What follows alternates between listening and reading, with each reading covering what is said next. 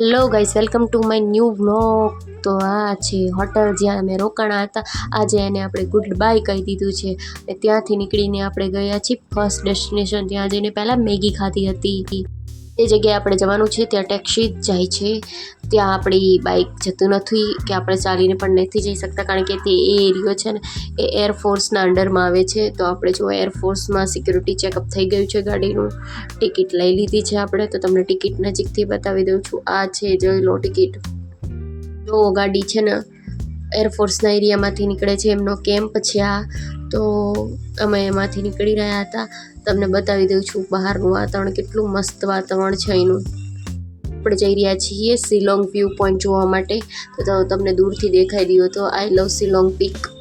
ત્યાં જઈને જોયું તો જો પહેલાં અહીંની મેઘાલયની કલ્ચરના કપડાં પહેરીને બધા ફોટોશૂટ કરાવતા હતા, પણ અમને ઇન્ટરેસ્ટ નહોતો તો હું ને મારા હસબન્ડ ચાલી નીકળ્યા. અમે બધો વ્યૂ પોઈન્ટ જોયો. પહેલાં જઈને ઉપર ગયા, ત્યાં ઉપરથી વ્યૂ મસ્ત દેખાતો હતો. તમને પણ દેખાડી દઉં નજીકથી. જો કેટલું સરસ શિલોંગ સિટી લાગી રહ્યું છે. અહીંયા પહેલાં જેમ આપણે દાર્જિલિંગમાં ફોટોશૂટ કરાવ્યું હતું એ રીતના કપડાં પહેરીને ફોટોશૂટ કરી શકાય. પછી અમે નાસ્તો કરવા માટે ગયા હતા. તો જો નાસ્તાની દુકાન કેવી સરસ હતી. અને પછી અમે જો ફ્રૂટ ખાતા જે ભાઈ હતા अलग नहीं वही है थोड़ा वही है लेकिन पहले સાથે થોડી વાતો કરી હતી. राजा रानी का यही हाँ राजा रानी वाला राजा रानी तो वही पहनेंगे ना, थोड़ा कम होगा हाँ। वो सोने चांदी का आइटम थोड़ा पहला वो सोना था ठीक है वो गोल्ड ગોલ્ડન માં પહેરો और जो वो गोल गोल लाल पत्थर है ना हाँ वो तो होता ही क्रिश्चियन लोग ज्यादा है ना हाँ क्रिश्चियन हमें तो वो पहले मतलब आपके खासी लोग ही थे क्या, जैसे हाँ धर्म परिवर्तन किया हुआ है क्या उन्होंने? बाद में क्रिश्चियन हुआ अच्छा। स्टार्टिंग में जो पहले तो पूरा अभी जेंटाइल्स में भी है हाँ, ऐसा मरने के बाद जलाता भी है वो लोग हाँ ये सिस्टम था। पर वो पहले तो उनके पूर्वज तो खासी हो गए ना हाँ, वो खासी बाद में जैसे अंग्रेज आए होंगे तब धर्म परिवर्तन थोड़ा किया होगा वैसे, इसलिए क्रिश्चियन से ज़्यादा वही है, खासी ज़्यादा है ना।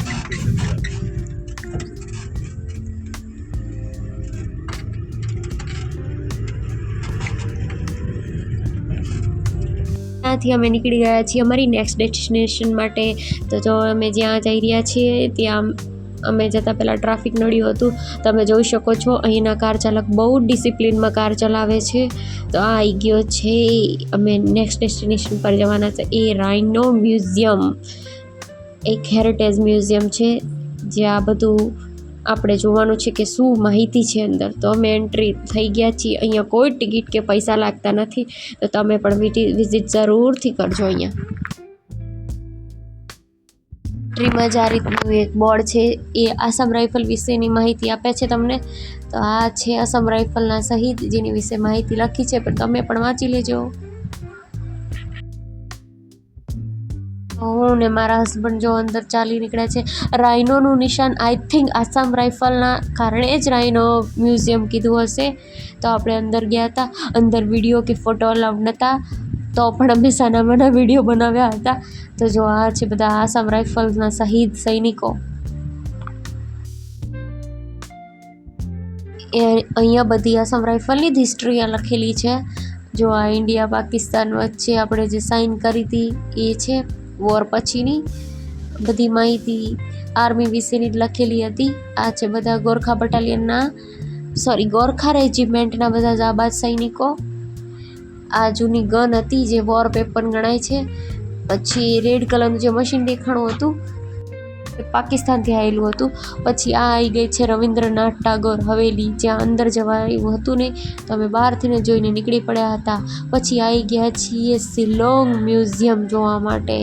આ મ્યુઝિયમ બહુ જ સરસ હતું. અહીંયા વિડીયોગ્રાફી માટે 100 રૂપીસ એક્સ્ટ્રા આપવા પડતા હતા, તો આપીને આપણે વિડીયો બનાવ્યો હતો. તો જો આ છે બધો એમનો કપડાનો કલ્ચરલ પહેરવેશ. અલગ અલગ વુમન, જેમ કે ખાસી વુમન, ડાન્સ કરતી વુમન, બેબી કેરિંગ કરીને વુમન, આ બધી લેડીઝો કેવા કેવા કપડાં પહેરે છે એ આનો પહેરવેશ આપણે જોયો હતો. તો તમે પણ જોઈ લો નજીકથી. આપણે જેમ ગુજરાતમાં સાડી પહેરીએ છીએ એમ પણ આ લોકો પણ સાડી પહેરે છે. પણ એ અલગ રીતે પહેરે છે. પછી જો આ ખાસી વુમન બેબી કેરિંગ કરીને આવી રીતે ચાલતી હોય છે.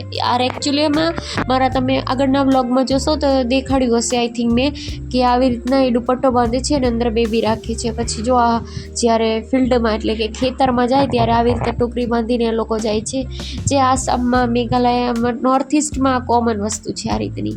પછી આ છે અહીંના ઓજારો, ડિફરન્ટ ટાઈપના અહીંયા ઓજારો હતા, જોઈ લો તમે. પછી પથ્થરોનો પણ એક અલગથી રાખેલું હતું, પણ તમને કહી દઉં પથ્થરો માટે તો બહુ જ મોટો ડિપાર્ટમેન્ટ છે અહીંયા, કારણ કે મેઘાલયમાં પથ્થર જ બેસ્ટ છે અહીંયા.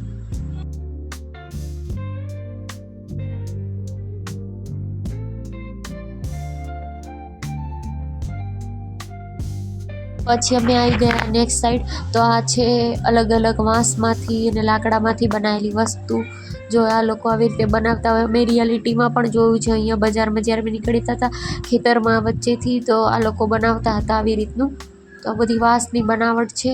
આ છે સિલ્ક કોટન, એનું એ લોકો ખેતી કરે છે અહીંયા, તો જોઈ લો.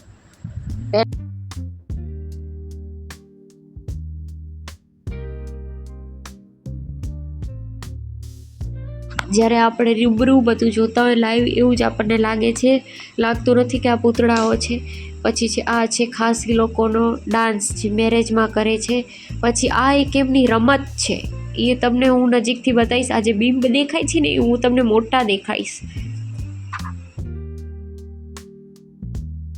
ત્યાંથી અમે નીકળી ગયા પેઇન્ટિંગ ગેલેરી માટે. અને જો આ છે એમની જ્વેલરી કેવી છે જોઈ લો એને લોકોની. પછી આ છે જેન્ટ્સ લોકોનો પહેરવેશ, અને લેડીઝનું બી છે થોડું, પણ આવા જેન્ટ્સનું વધારે હતું. આ જેન્ટ્સ લોકો આવી રીતે કુર્તો ને બધું નાખે જ છે. ખાસી લોકોનો પહેરવેશ છે આ બધા જ.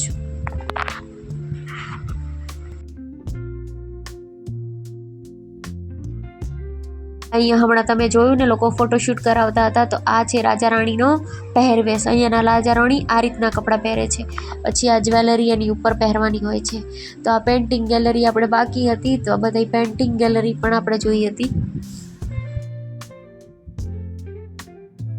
ગેલેરી વિશે હું તમને અલગથી બતાવી દઈશ એનું પણ. તો આ બધું જો એ લોકો ચોખાને કઈ રીતે ખાંડે છે અને લોટ બનાવે છે એ વસ્તુ હતી. પછી ફિલ્ડમાં આપણે ચોખાના રોપા સોંપે ને આપણે, એ રીતે અહીંયા પણ એ જ વસ્તુ કરે છે, તો એ બધું હતું અહીંયા.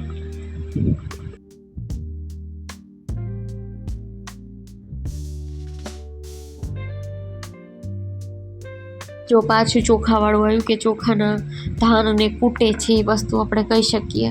નજીકથી કેવું રિયાલિટીમાં હોય ને એવું બધું લાગતું હતું તમને. એના લગ્ન કંઈક આ રીતે થાય છે, જોઈ લો.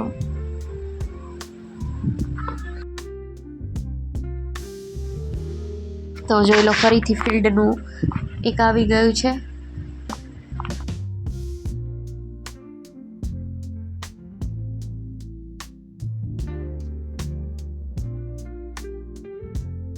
અહીંયાની જ્વેલરી આ લોકો ઓક્સિડાઇઝ જેવી જ પહેરે છે.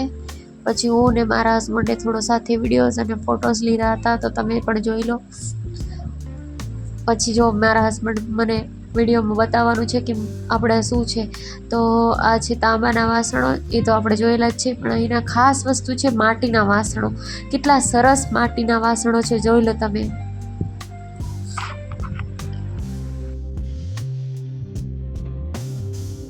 પછી આ લોકોનો ડાન્સ. પછી આ છે કમ્પ્યુટર સ્ક્રીન, એ તમને પણ બતાવી દઉં ફરીથી. 2 મિનિટ, આઈ થિંક એ વિડીયોમાં લીધું નથી. તો આ છે કોલસાનો, આપણે જે ઘરમાં ખાવાનું બને ને કઈ રીતે બનાવે એ હતું. પછી આવી ગયું છે મારા હસબન્ડનો ફેવરેટ ડિપાર્ટમેન્ટ, એટલે ઓજારોનો અને શસ્ત્રનો ડિપાર્ટમેન્ટ. જો આ શિલ્ડ છે, જૂના જમાનામાં રાજા મહારાજા કેવા લડત કરતા હતા અને એક શિલ્ડ વાપરતા હતા પ્રોટેક્શન માટે, એ રીતની આ બધી જૂની, બહુ જ જૂની શિલ્ડ હતી બધી. આ છે એમના ઓજારો, જોઈ લો કેવા ધારદાર અને તીક્ષ્ણ છે. બધી લોખંડની બનાવટ જ હતી. આ બધી ગન હતી એમની. આ છે પાલાઓ અહીંયાના, હજુ પણ લોકો પાલાઓ વાપરે જ છે અહીંયા. આ જૂના તીર કામઠા. તમને એવું લાગતું હશે મારો અવાજ બદલી ગયો છે, પણ જ્યારે અમે દાર્જિલિંગથી શિલોંગમાં આવ્યા ને ત્યારે શરદી થઈ ગઈ હતી મને, વાતાવરણ ચેન્જ થયું ને એના કારણે. વાસની વસ્તુ હતી. પછી આ છે રિયલ ગન, જે મારા હસબન્ડે ટચ કરીને પણ ચેક કરી હતી, પણ વજન બહુ જ હતો આનો રિયલીમાં. પછી અમે નીકળી ગયા છીએ નેક્સ્ટ ડિપાર્ટમેન્ટમાં.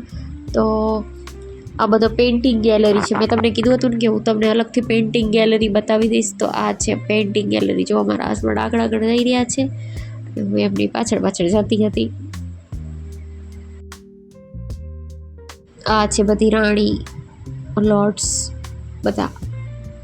આ એક આર્ટિફિશિયલ ગેલેરી હતી. આ કંઈ એમના રાજા મહારાજાને તો બધું સાચું જ હતું, પણ એમ કે બધું અનનોન અને અનનોન વિડીયો અનનોન આર્ટિસ્ટ અને અનનોન પેઇન્ટિંગ હતા બધા, જે આપણે કામના પણ ના ગણી શકાય એવા. પછી આ છે મેઘાલયાનો આખો ગ્રાફ મેપ.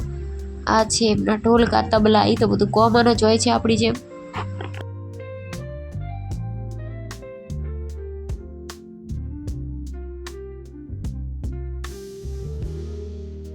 આખો વિડીયોમાં હું તમને મેઘાલયના મ્યુઝિયમ વિશે નહીં બતાવી શકું, એના માટે તમારે મારો હજુ નેક્સ્ટ પાર્ટ 4 જોવો પડશે, કારણ કે હું લાંબો વિડીયો નહીં બનાવી શકું, કારણ કે જોવો પણ તમને પછી નહીં ગમે, ઇન્ટરેસ્ટ બી ના આવે. તો તબલા ટુબલા જોઈ લીધા તમે બધાએ પણ.